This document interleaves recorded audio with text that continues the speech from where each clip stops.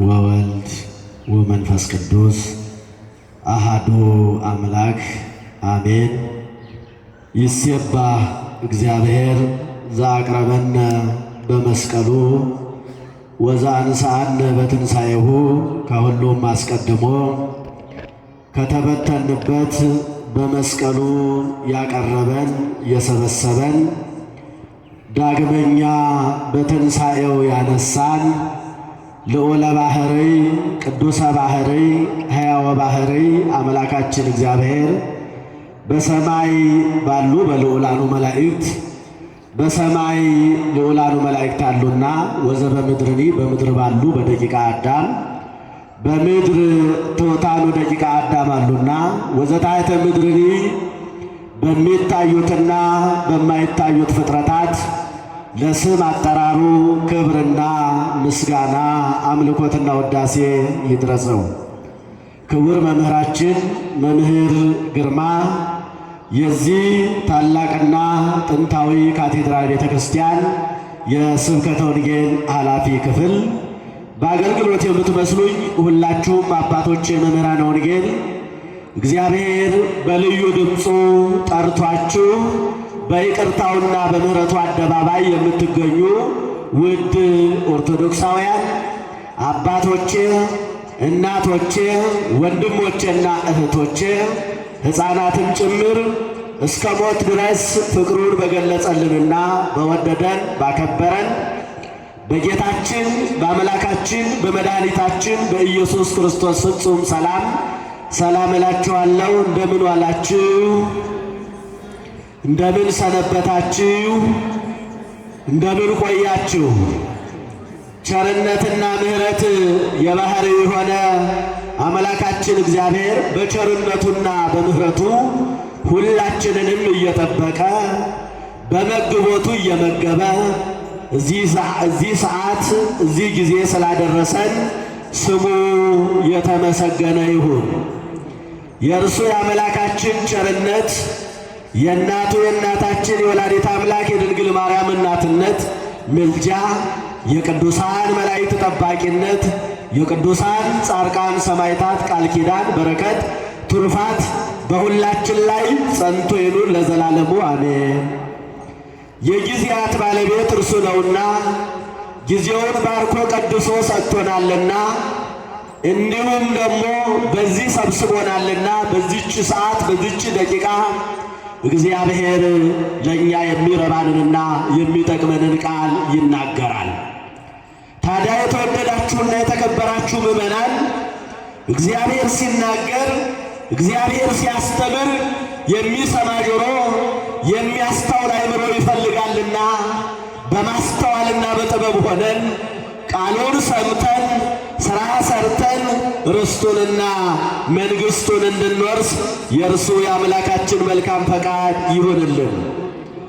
በሉ እግዚኦሙ ይፈቅዶሙ፣ ጌታቸው ይፈልጋቸዋል በሉ። ጌታቸው በሉ እስቲ ሁላችሁ ነው። ይፈልጋቸዋል በሉ። የማቴዎስ ወንጌል ምዕራፍ 21 ቁጥር 3 ላይ ተዘግቦ የምናገኘው ኃይለ ቃል ነው። ይህንን ቃል የተናገረው ዕውራንን በሚያበራበት፣ ለምጻምን በሚያነጻበት፣ የራቁትን በሚያቀርብበት፣ የወደቁትን በሚያነሳበት በመዋዕለ ሥጋዌው ጌታችን አምላካችን መድኃኒታችን ኢየሱስ ክርስቶስ ነው ይህንን ቃል የተናገረው። ቃሉን ለመስማት የታደሉት፣ ቃሉን ለመስማት ጆሮአቸውን የከፈቱት ደቀ መዛሙርቱ ሐዋርያት ናቸው። ይልቁንም ከሐዋርያት ወንጌላዊ ቅዱስ ዮሐንስና ቅዱስ ጴጥሮስ ይህንን ቃል ለመስማት የታደሉ ሆነዋል። በእውነት ሁልጊዜም ቃሉን እንድንሰማ በቃሉ እንድንማረክ ቃሉንም ሰርተን ሥራ እንድንሠራ እርሱ አምላካችን ሁላችንንም ይርዳል። በሉ እግዚኦሙ ይፈቅዶሙ፣ ጌታቸው ይፈልጋቸዋል በሉ አላቸው። ይህንን እንዲሉ መልእክቴን የነገራቸውና ያስቀመጠላቸው እርሱ አምላካችን እግዚአብሔር ለደቀ መዛሙርቱ አንድ ትእዛዝ ስላዘዛቸው ነው። ያንን ትእዛዝ ወደ ኋላ መለስ ብለን መሰረታዊ ሐሳቡን እናያለን። የማቴዎስ ወንጌል ምዕራፍ 21 ቁጥር 1 ጀምረን ማለት ነው። ባለቤቱ ይፈልጋቸዋል ማለት የታዘዙት መልእክት ነበረና አህያይቱንና የአህያይቱን ውርንጭላ ፈተው እንዲያመጡ ታዘው ስለነበሩ እነዚህ አህያውና የአህያይቱ ውርንጭላ ባለቤታቸው አልዓዛር ነው። ባለቤታቸው አልዓዛር ስለሆነ እነዚህ አህዮች ተሰርቀው ወደ ሌላ ቦታ ስለሄዱ ባለ ንብረቱ ይፈልጋቸዋል። ባለ ንብረቱ ይፈልጋቸዋል። ምክንያቱም ባለ ንብረት ንብረቱን ስለሚፈልግ ንብረቱ የራሱ ስለሆነ ማለት ነው። የኛ ያልሆነ ነገር ሁሉ የኛ ስላይደለ የኛ ያልሆነውን ነገር ሁሉ መፈለግም እንደማይገባል ለኛ የተሰጠን እኛ ደክመን ያገኘነው እግዚአብሔር የሰጠን ጸጋ በቂ ነው። የተወደዳችሁና የተከበራችሁ ምዕመናን እግዚአብሔር በሰጠን ጸጋ ብቻ መጠቀም ያስፈልጋል። እግዚአብሔር በሰጠን ጸጋ፣ እግዚአብሔር በሰጠን ዕውቀት፣ እግዚአብሔር በሰጠን ስልጣን፣ እግዚአብሔር በሰጠን ሀብት። ስለዚህ እነዚህ አህያውና አህያይቱ ውርንጭላ ግን የነሱ አልነበሩ። ስለዚህ ጠፍተው ተሰርቀው ስለሄዱ ባለቤታቸው ይፈልጋቸዋል በሉ አላቸው ደቀ መዛሙርቱ። ከዚህ የተነሳ ነው ጌታችን አምላካችን መድኃኒታችን ኢየሱስ ክርስቶስ ይህንን መሰረታዊ ቃል የተናገረው። ሌላው ሁለተኛው ሐሳብ አንደኛውና የመጀመሪያው ንብረትነቱ የአልዓዛር ስለሆኑ፣ ሁለተኛው ሐሳብ በተፈጥሮ የጌታ ናቸውና የፈጠራቸው እሱ እግዚአብሔር ነውና ሁላችንን የፈጠረ እርሱ አምላካችን እግዚአብሔር ስለሆነ የሁላችን ፈጣሪ የሁላችን መገኛ እርሱ እግዚአብሔር ብቻ ነው። እርሱ እግዚአብሔር ብቻ ነው። የሁላችን መገኛ እርሱ እግዚአብሔር ነው። ስለዚህ በሉ እግዚኦሙ ይፈቅዶሙ ጌታቸው ይፈልጋቸዋል በሉ ያላቸው ከዚህ የተነሳ ነው። የተወደዳችሁና የተከበራችሁ ምዕመናን ፈጣሪ ሰማያት ወምድር እርሱ አምላካችን እግዚአብሔር ነው። ሰማይንና ምድርን የፈጠረ ይህ ብቻ አይደለም፣ በሰማይና በምድር ያሉትን 22ቱን ስነ ፍጥረት የፈጠረ መፍጠር ብቻ አይደለም፣ አጽንቶ እየመገበ የሚያኖር ሁሉ የሚሆነው የሚከናወነው በእርሱ በአምላካችን በእግዚአብሔር ብቻ ነው። ስለዚህ በሉ እግዚኦሙ ይፈቅዶሙ ጌታቸው ይፈልጋቸዋል ብላችሁ ይህንን መልእክት አድርሱ። ይህንን መልእክት አድርሳችሁ አህዮቹን ይዛችሁ ነው አለ። የተዋህዶ ልጆች ጌታቸው ይፈልጋቸዋል ብላችሁ መልእክትን አስተላልፉ፣ ተናገሩ ነው ያለው አምላካችን እግዚአብሔር። እግዚአብሔር ሁላችንንም ይፈልገናል። ይፈልገናል አይፈልገንም? እግዚአብሔር እኮ ይፈልገናል። እግዚአብሔር ይፈልገናል። ለዚያውም ምናልባት ሰዎች እኛን ሲፈልጉን፣ ሰዎች እኛን ሲጠሩን በምክንያት ነው።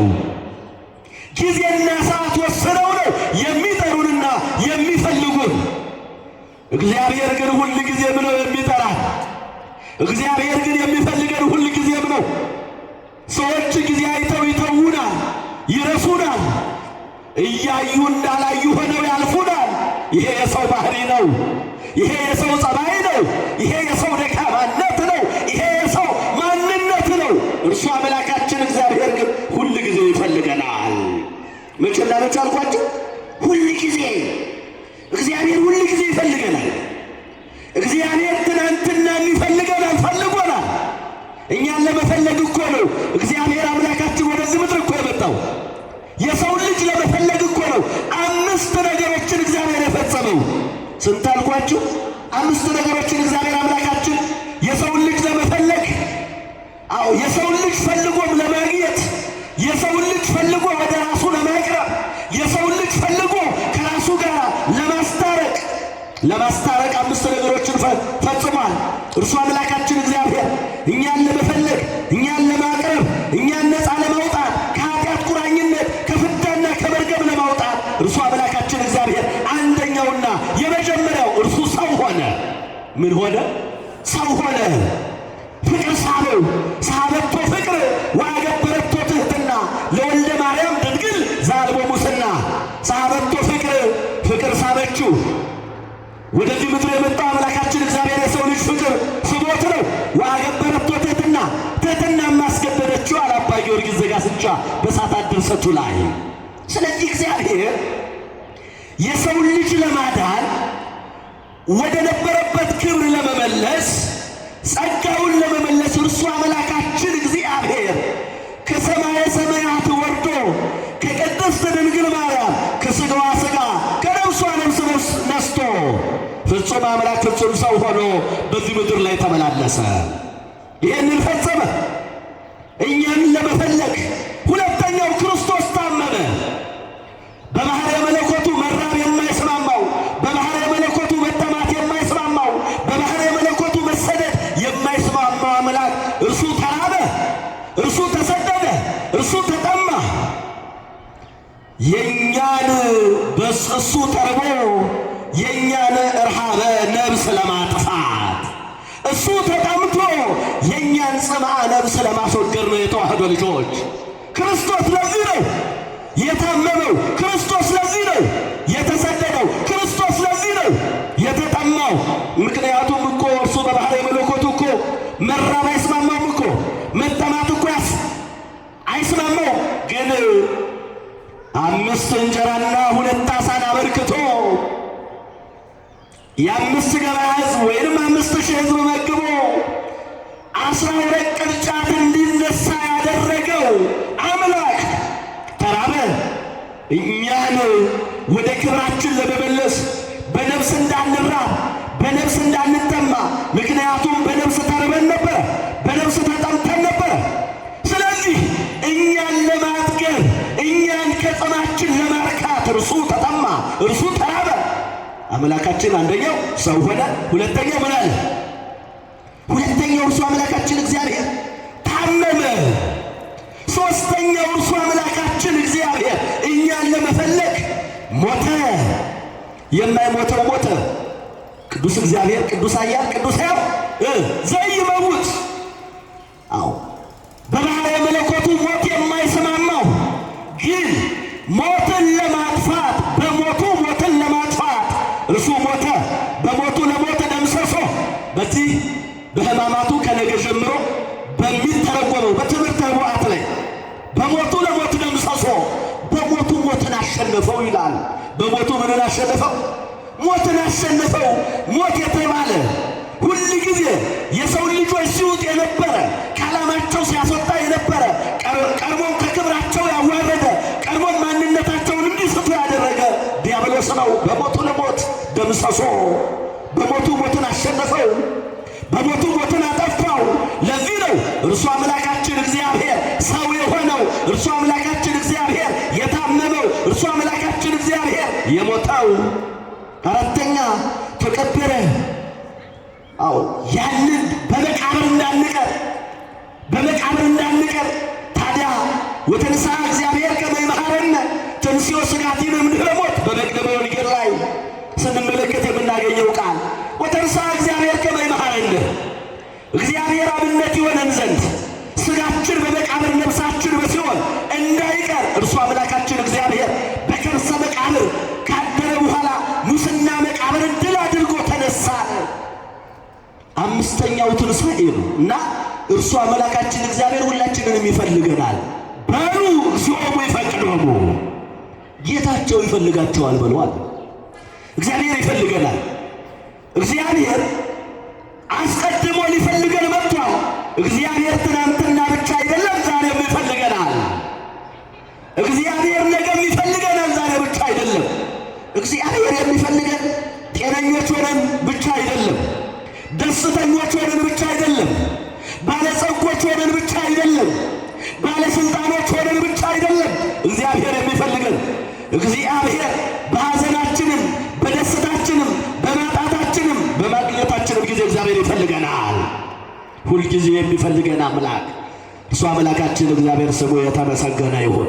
ሁልጊዜ የሚፈልገን አምላክ፣ ሁልጊዜ ሁል ጊዜ የማይንቀን አምላክ በፍቅሩ ወረት የሌለበት በፍቅሩ ወረት በመንግሥቱ ሽረት የሌለበት አምላክ እርሱን እኮ ነው የምናመልከው። በሉ እግዚኦሙ ይፈቅዶሙ ጌታቸው ይፈልጋቸዋል ብላችሁ ተናገሯል። እግዚአብሔር ይፈልገናል። እግዚአብሔር ይፈልገናል። ከስራታችን እንድንፈታ እግዚአብሔር ይፈልገናል። ሁል ጊዜም እግዚአብሔር ይፈልገናል።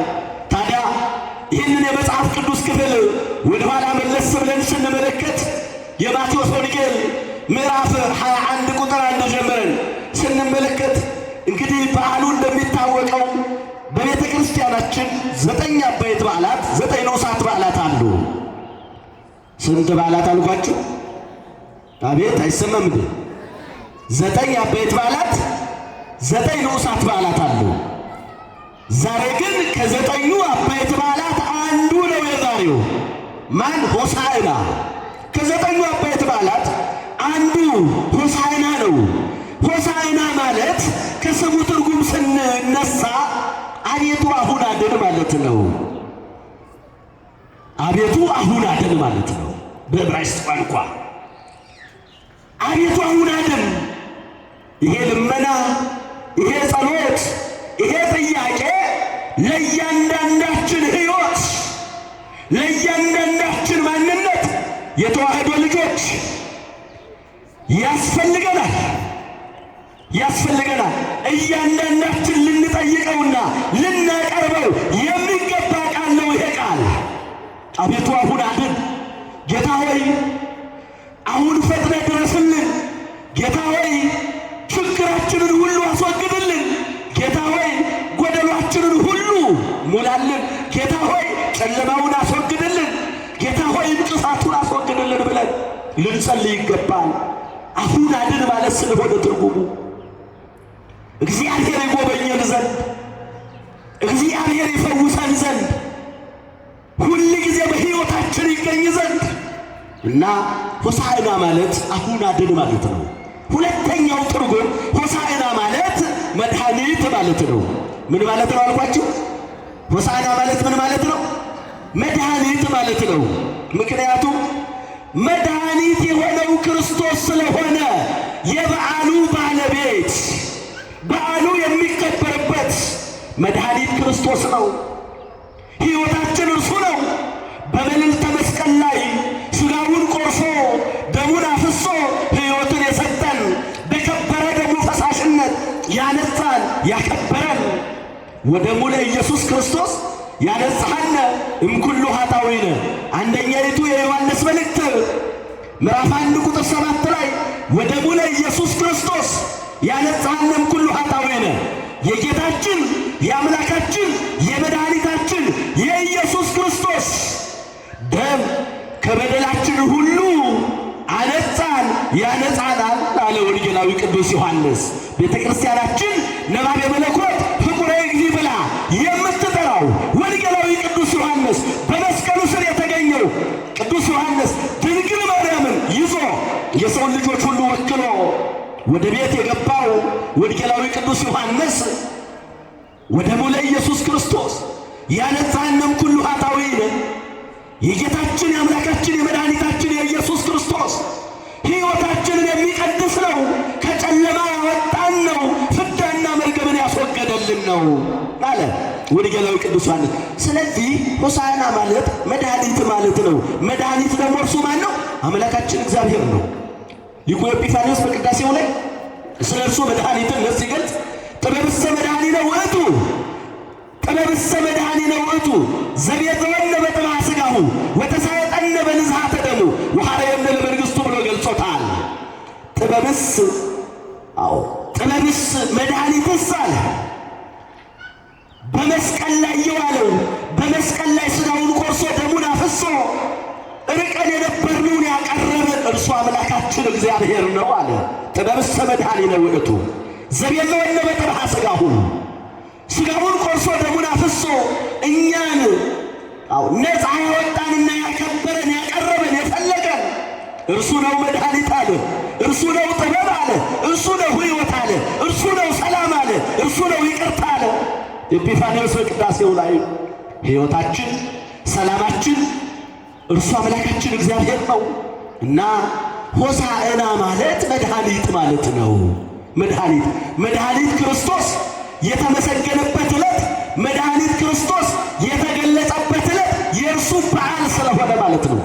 ታዲያ በቤተ ፋጌ በኢየሩሳሌም አካባቢ በደብረ ዘይት አጠገብ ሲደርስ በዚያ ቤተ ፋጌ ማለት የተመሳቀለ መንገድ ማለት ነው። የተመሳቀለ ማለት ነው። ምክንያቱም እኔ ተሰቅዬ አድናችኋለሁ ሲለን ነው። ይህን ትርጉም የሚያሳየን እኔ ተሰቅዬ አድናችኋለሁ፣ እኔ ተሰቅዬ ነፃ አወጣችኋለሁ ሲለን ነው አምላካችን እግዚአብሔር። ታዲያ በቤተ ፋጌ ሲደርስ ደቀ መዛሙርቱን ሐዋርያትን እርሱ አምላካችን እግዚአብሔር ወደፊት ሂዱና ሁለት የታሰሩ አህዮች ታገኛላችሁ፣ አህያይቱንና አህያይቱ ውርንጭላን ታገኛላችሁ አላቸው እርሱ አምላካችን እግዚአብሔር። ለምንድን ነው? በጣም እኮ ብዙ ሰዎች ኢየሱስ ክርስቶስን ይከተሉት ነበረ። የእጁን ታምራት የቃሉን ትምህርት ያዩ ነበረ። ግን የላካቸው ከደቀ መዛሙርቱ ውስጥ ነው። የመረጣቸው ደቀ መዛሙርቱን ነው። እንደው አይደለም፣ ምስጢር አለው። የማሰር የመፍታት ስልጣን የተሰጣችሁ የሚሰጣችሁ በክህደት በኑፋቄ ባለማወቅ ባለመረዳት የራቁትን አስተምራችሁ የምታጠምቁ እናንተ ናችሁ። ሂዱ ወደ ዓለም ሂዱ እኮ ነው ያላቸው አምላካችን እግዚአብሔር። ሂዱ ወደ ዓለም ሂዱ። ይህንን ሳመለክት እኮ ነው ወደ ዓለም ሂዱ አላቸው ደቀ መዛሙርቱን። ሄዳችሁ ማስተምሩ፣ ካስተማራችሁም በኋላ ወንዘ ታጠምቅዎሙ በሉ በስመ አብ ወወልድ ወመንፈስ ቅዱስ፣ በአብ በወልድ በመንፈስ ቅዱስ ስም ምን በሏቸው? አጥምቋቸው አለ። በአንድነቴ በሦስትነቴ ስም አጥምቋቸው ልጅነትን ያግኙ አለ አምላካችን እግዚአብሔር። ስለዚህ ከኃጢአት ከክህደት እስራት አንደኛው የመጀመሪያው ትርጉም ሐዋርያትን የላከበት ትልቁ ምስጢር ከክህደት ሃይማኖት የሌላቸውን ምስጢረ ሥላሴን፣ ምስጢረ ሥጋዌን፣ ምስጢረ ጥምቀትን፣ ምስጢረ ቁርባንን፣ ምስጢረ ትንሣኤ ሙታንን አስተምራችሁ የምታጠምቁ እናንተ ናችሁ ለማለት ነው። ሌላው በኃጢአት የታሰሩትን በበደል የታሰሩትን የምትፈቱ መፍታት የሚቻላችሁ ስልጣን ያላችሁ እናንተ ናችሁና ስልጣንን የሚሰጣችሁ ለእናንተ ነውና ሂዱ አላቸው አምላካችን እግዚአብሔር። እግዚአብሔር ሲያዝ ታዲያ መሄድ ያስፈልጋል። የእግዚአብሔርን ትእዛዝ ማከናወን ያስፈልጋል። የተዋህዶ ልጆች ደቀ መዛሙርቱ ሐዋርያት እምቢ አላሉን። አሁን እግዚአብሔር ሲያዘን በሕይወታችን ሁሉ እምቢተኞች እንዳንሆን እሺ ማለት ያስፈልጋል። ለእርሱ መታዘዝ ያስፈልጋል። ሕጉን መጠበቅ ያስፈልጋል። ኦሆ በልዎ ለእግዚአብሔር ወእንቤ በልዎ ለጋኔን ወይቆይም እምኔክሙ። እግዚአብሔርን እሺ በሉት፣ ሰይጣንን ግን እምቢ በሉት። ያን ጊዜ እርሱ ከእናንተ ይወገዳል ይላል የያዕቆብ መልእክት ምዕራፍ 4 ቁጥር 7 ላይ። ስለዚህ ሁል ጊዜ እግዚአብሔርን እሺ ማለት ያስፈልጋል። ለእግዚአብሔር መታዘዝ ያስፈልጋል። ደቀ መዛሙርቱ ምክንያት አላበዙም። እሺ ብለው ወደ ታሰረችው አህያና የአህያይቱ ውርንጭላ ተልከው ሄዱ። ፍትሕወን ወአምጽእወን ሊተ፣ ሄዳችሁ ፈታችሁ አምጡልኝ ያለ። ምን ብላችሁ አምጡልኝ? ፈታችሁ አምጡልኝ። ዛሬም ለአባቶቻችን ካህናት፣ ለአባቶቻችን መምህራን፣ ለአባቶቻችን ቀሳውስት የተሰጠው የሥልጣን ነው፣ የሐሳብ ነው፣ አምላካዊ መመሪያ። ፈታችሁ አምጡልኝ ማለት በኃጢአት የታሰሩትን ንስሐ እንዲገቡ አድርጋችሁ ከኃጢአት እስራት ፈታችሁ አምጡልኝ ይላል አምላካችን እግዚአብሔር። በእውነት አባቶቻችንም እኛም ግዴታችንን እንድንወጣ እናንተም ሁል ጊዜ እሺ ብላችሁ ከኃጢአት እስራት እየተፈታን በሕይወታችሁ ሁሉ ኖራችሁ ሁላችንም ተያይዘን ርስቱንና መንግሥቱን እንድንወርስ የእርሱ አምላካችን መልካም ፈቃድ ይሆንልን። ፍትሕወን ወአምጽእወን ለምን ቢባል አህዮቹ ታስረዋል፣ መፈታት ያስፈልጋቸዋል። ዛሬ በምድር ላይ ያልታሰረ ማን ነው? የተዋህዶ ልጆች በኃጢአት ያልታሰረ ማን ነው? በዘረኝነት ያልታሰረ ማን ነው? አይምሮ በቂም በበቀል ያልታሰረ ማን ነው? ከቂም ከበቀል ከእስራታችሁ ከዘረኝነት እስራታችሁ ውጡ ይላል እግዚአብሔር። ወንዝ ከመውጠር ውጡ ይላል።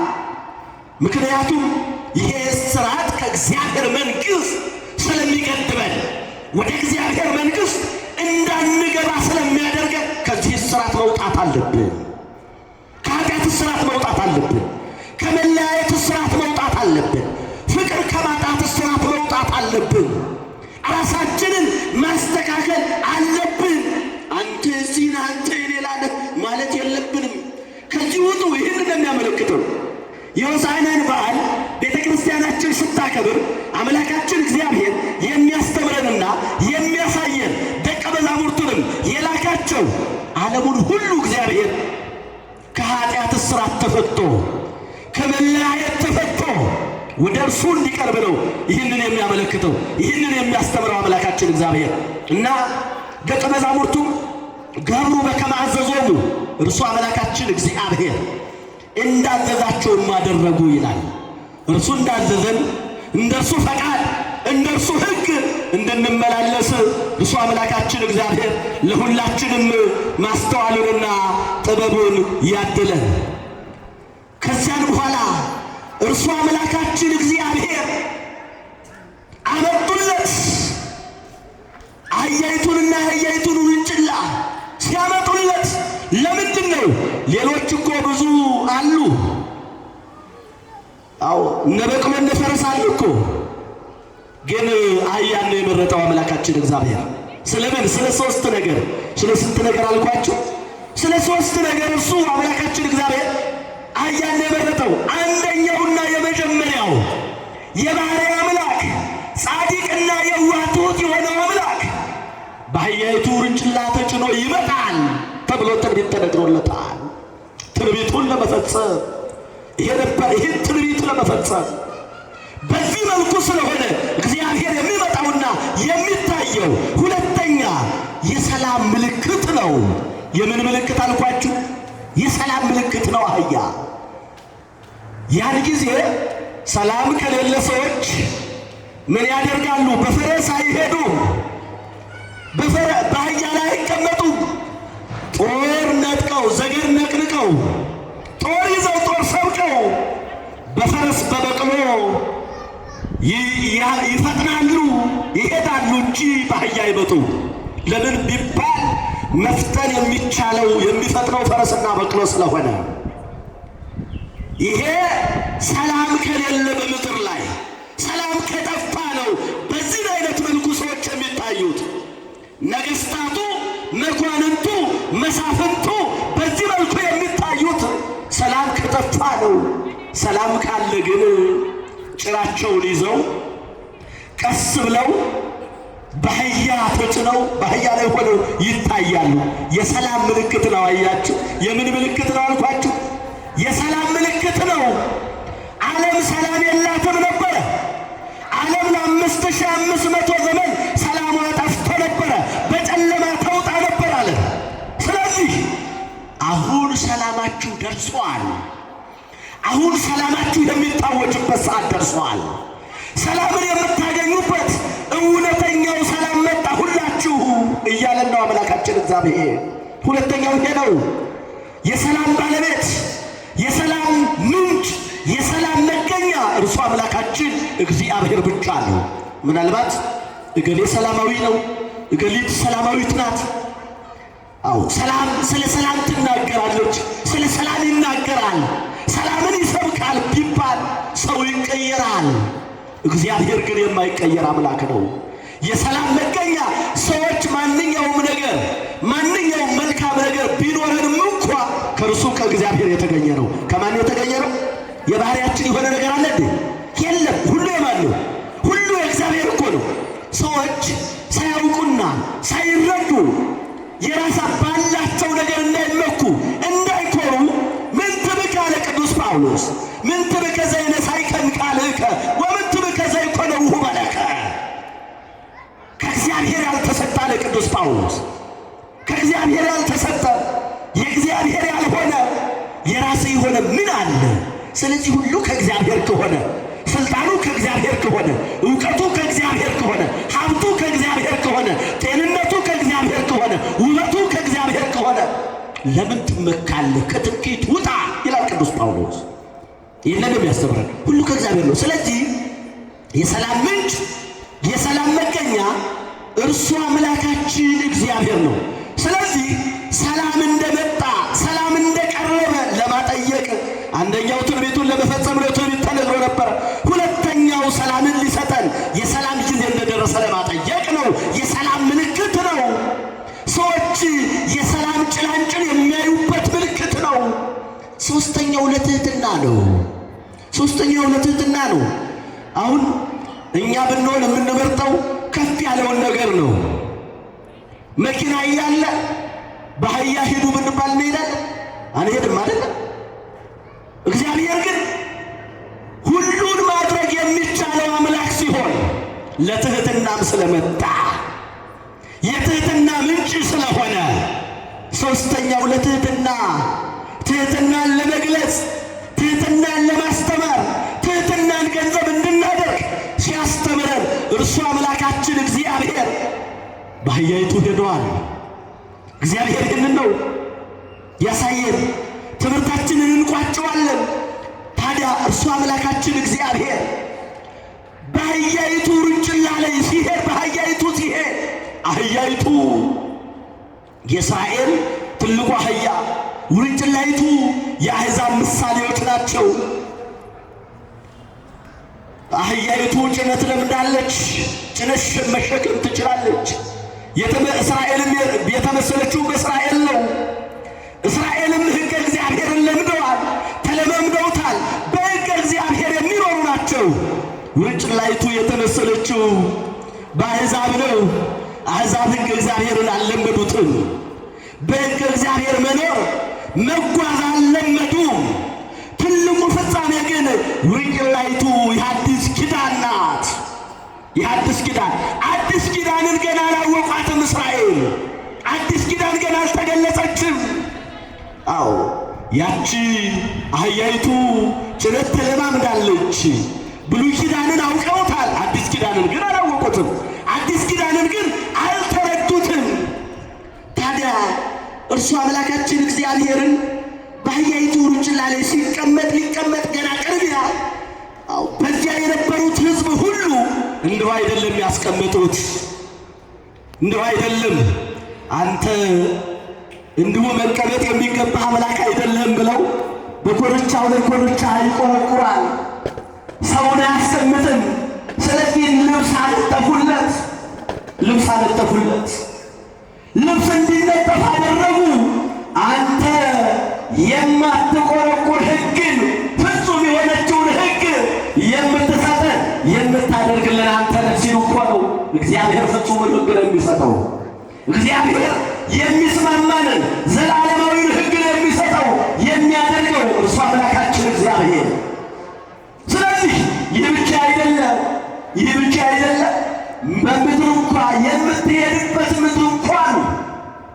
የምትሄድበት ምድር እንኳ አህያዋ የምትሄድበት አንተ የተቀመጥክባት አህያ እንኳ ምድር መንካት የለባትም፣ ምድርን እየረገጠች መሄድ የለባትም ብለው ምንጣፍ አንጥፈዋል፣ ልብሳቸውን አንጥፈዋል፣ ዘንባባ እየቆረጡ በዚያ ላይ አንጥፈዋል። የተዋህዶ ልጆች አያችሁ፣ እንዲሁ እኮ አይደለም ቤተ ክርስቲያን የምታስተምረው። ቤተ ክርስቲያን ይህንን በዓል የምታከብረው ከዚህ የተነሳ ነው። እርሱ አምላካችን እግዚአብሔር ያን ጊዜ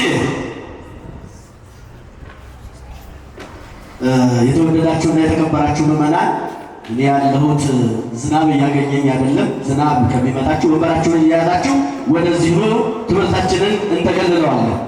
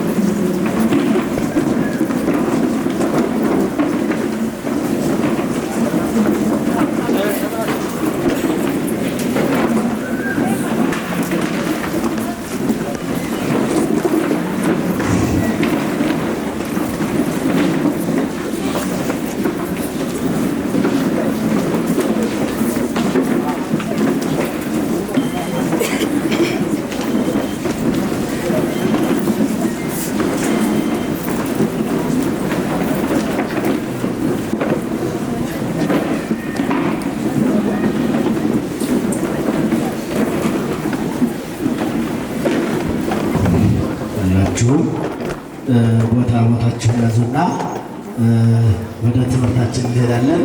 ሰላም እግዚአብሔር ከሁላችን ጋር ይሁን። በወቅቱ የነበሩት ክርስቶስን ሲያመሰግኑት የነበሩት ደቀ መዛሙርቱና በወቅቱ የነበሩት ሕዝብ እርሱ አምላካችን እግዚአብሔር አንተ የተቀመጥክባት አህያ እንኳ ምድር መንካት የለባትም ብለው በአህያይቱ ለአህያይቱ ግን በመሬቱ ላይ ምንጣፍን አነጠፉ፣ ቅጠል ቆሰቆሱ፣ ዘንባባው። የተወደዳችሁና የተከበራችሁ ምዕመናን ዛሬ የቃል ኪዳኑ ታቦታት ሲወጡ ምንጣፍ የሚነጠፈው ይሄ ክንውን የሚፈጸመውና የሚደረገው ከዚህ የተነሳ ነው። እንዲሁ አይደለም። ቤተ ክርስቲያናችን እንደ እንግዳ ደራሽ እንደ ውሃ ፈሳሽ ድንገት የምታደርገው አንዳችም ነገር የለም።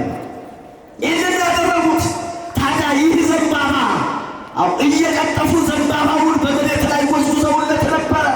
ይህንን እጅ መንሻ ቀርበው ነበረ። ይህ ዘንባባ የደስታ ምልክት ነው። የምን ምልክት ነው? የደስታ ምልክት፣ የደስታ ምልክት ነው። አብርሃም ይስሐቅ ያዕቆብን ሲወልድ ልጅ ሲሰጣቸው እግዚአብሔር ልጅን ባገኙ ሰዓት ይህንን ያደርጉ ነበረ። ዘንባባ ይዘው ለክርስቶስ ምስጋና ያቀርቡ ነበረ። የደስታ መገለጫ ነው። አያችሁ፣ የደስታ መገለጫ።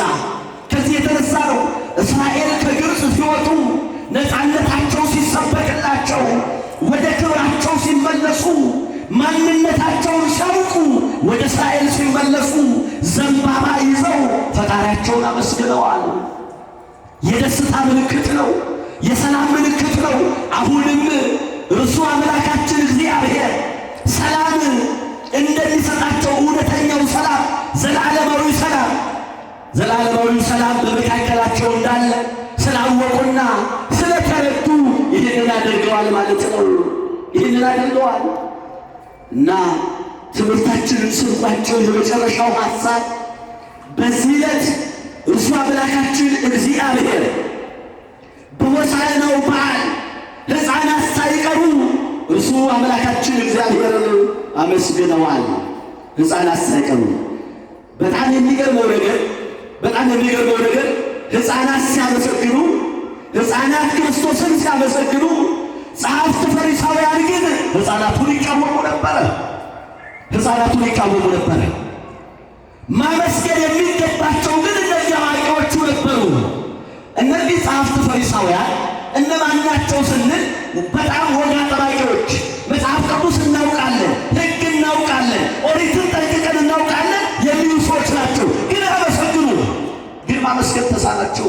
ዛሬ በምድር ላይ እኮ መጽሐፍ ቅዱስ ይዘው የሚዞሩ ሰፈር የሚያሸብሩ እግዚአብሔርን ማመስገን ያቃታቸው የያዙትን መጽሐፍ ቅዱስ የሚያውቁ እኮ ብዙ ናቸው።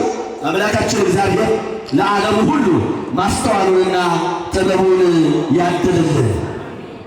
ይልቁንም ሕፃናቱ ሲያመሰግኑ በሕፃናቱ ምስጋና በክርስቶስ መመስገን የቀኙና የተቃወሙ ፈሪሳውያን አይሁዳውያን ነበሩ።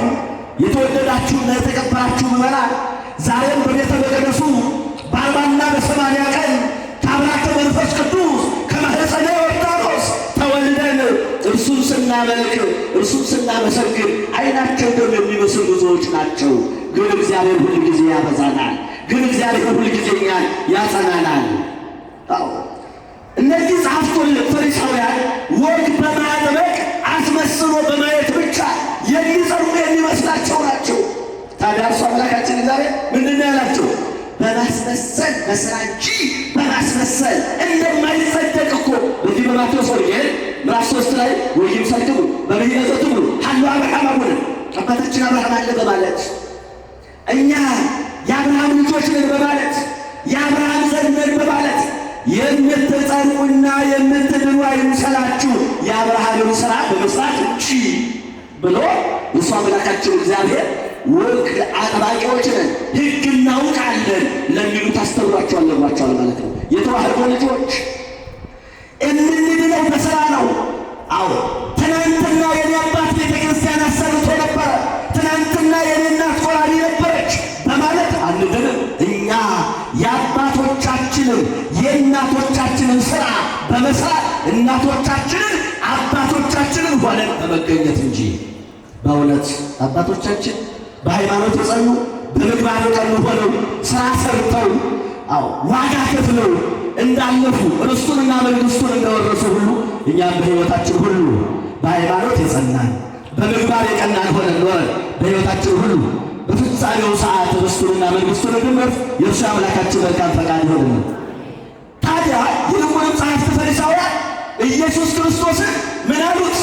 እነዚህ ሕፃናት እኮ ሲያመሰግኑ እንደ ረብሻ ነው የቆጠሩት፣ ክስ ነው ያቀረቡት። የእነሱ አለማመስገናቸው የተወደደላቸው፣ የእነሱ የሕፃናት ማመስገን ደግሞ የተጠላባቸው ነው አስመስለው ያቀረቡት ማለት ነው። እሱ ምንድን ያላቸው አምላካችን እግዚአብሔር ሁለት መልሶችን ነግሯቸዋል። አንደኛው መልስ እምአፈ ደቂቅ ወሕፃናት አስተዳለከ ስብሐተ መዝሙረ ዳዊት መዝሙር 8 ቁጥር 2 ላይ ስንመለከት ከሕፃናት አንደበት ምስጋናን አዘጋጀው እኮ ይላል መጽሐፍ። ይህንን እንዴት አልተመለከታችሁትም አላቸው። መጽሐፍት እኮ እናውቃለን የሚሉ ናቸው እኮ ምሁረ ኦሪት ነን የሚሉ ሰዎች እኮ ናቸው። ግን እምአፈ ደቂቅ ወሕፃናት አስተዳለከ ስብሐተ የሚለውን መጽሐፍ ቅዱሳዊ ሐሳብ ትርጉም አላወቁትም። ምክንያቱም መጽሐፍ ቅዱስ ተግባር ነው። እነሱ ግን ያውቁታል እንጂ ስራውን አይሰሩትም። በማስመሰል የሚጸድቁ የሚመስላቸው ይህንን መልስ ሰጥቷቸዋል። ሁለተኛው ግን ምን አላቸው አምላካችን እግዚአብሔር? ሁለተኛው እነዚህን ሕፃናት እንዳያመሰግኑ እናንተ ብትከለክሏቸው እንኳ ድንጋዮች፣ የቢታንያ ድንጋዮች ምን ይላሉ አላቸው? ያመሰግናሉ አላቸው። ምስጢራዊ ትርጉም አለው። ድንጋይ የተባለ ድንጋይ አይደለም። አያችሁ፣ ድንጋይ የተባሉት አሕዛብ ናቸው። ያላመኑ ድንጋይ የሆነ ልብ ያላቸው ማለት ነው። አሕዛብ ድንጋይ የሆነ የተሰበረ መንፈስ የሌላቸው ቅድሚያ እንደ ድንጋይ የደነደነ ልብ ያላቸው ያላመኑ አሕዛብ ናቸው ድንጋይ የተባሉት። እነዚህ የምትከለክሏቸው እኮ ድንጋዮች ሳይቀሩ እኮ ማመስገን ይችላሉ። አዎ ድንጋዮች ማመስገን ይችላሉ። ባያመሰግኑም እኮ እግዚአብሔር በባህሪው መስጉን እኮ ነው። እኛን እግዚአብሔር ብናመሰግነው ለእግዚአብሔር የምንጨምርልን ነገር አለ? የለም። አንዳቸው ነገር የለም እኮ ለራሳችን የሚጨመርልን እኮ በጸጋ ላይ ጸጋ፣ በክብር ላይ ክብር። ስንኳን ለእግዚአብሔር ይቅርና ለድንግል ማርያም የምንጨምርልን ነገር አለ? የለም። ይልቁንም እሷን ስንማጸን ከልጇ ከወዳጇ ታማልደናለች፣ ለንስሐ ለሥጋ ወደሙ ታበቃናለች እንጂ ለቅዱሳን መላእክት ለቅዱሳን ጻድቃን ሰማዕታት እኮ የምንጨምርላቸው አንዳችን ነገር የለም። የተዋሕዶ ልጆች የምንጨምር ባመሰገኑን ቁጥር ግን መልካም በሰራን ቁጥር ግን እኛ በጸጋ ላይ ጸጋ በክብር ላይ ክብር ይጨመርልናል። እግዚአብሔርማ በባህሪው ምስጉን እኮ ነው።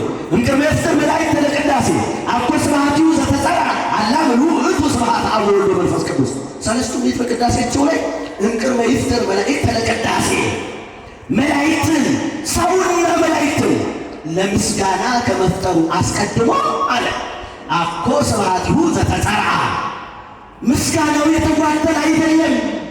አላ ምሉእ ውእቱ ስብሐት አብ ወወልድ ወመንፈስ ቅዱስ በአንድነቱ በሦስትነቱ የተመሰገነ ነው እንጂ። ስለዚህ ብናመሰግን የሚጨመርልን እኛ ነንና እነዚህን ሕፃናት ብትከለክሏቸው እንኳ የኢጣሊያ ድንጋዮች እንዲያመሰግኑ ይሆናል፣ ያመሰግኑኛል፣ ያመሰግናሉ ያላቸው አሕዛብን ነው። ልባቸው እንደ ድንጋይ የተነከረ አሕዛብን ነው እንዲህ አላቸው። ምክንያቱም እኛ ማመስገን ሲያቅተን ያመንነው፣ በቤቱ መኖር ሲያቅተን፣ በሃይማኖት የጸናን በምግባር የቀናን መሆን ቢያቅተን፣ ፍሬ ማፍራት ቢያቅተን እግዚአብሔር ያላመኑትን አሳምሮ እንዲያመሰግኑት ያደርጋል ማለት ነው። ናቸው ቋንቋ በሉ ሲሆኑ ይፈቅዶሙ ጌታቸው ይፈልጋቸዋል ብላችሁ አህያይቱንና የአህያይቱን ውርንጭላ ፈታችሁ አምጡልኝ ብሎ አምላካችን እግዚአብሔር ደቀ መዛሙርቱን ነገራቸው። እንግዲህ ትምህርታችንን ስንቋጨው ከብዙ በጥቂቱ ከኃጢአት እስራት መፈታት እንዳለብን እግዚአብሔር ሁል ጊዜም እንደሚፈልገን እግዚአብሔር ሊፈልገን እንደመጣ ሕፃናቱ ሆሳዕና በአርያም ለወልደ ዳዊት ተሳለነ እያሉ አመሰገኑ።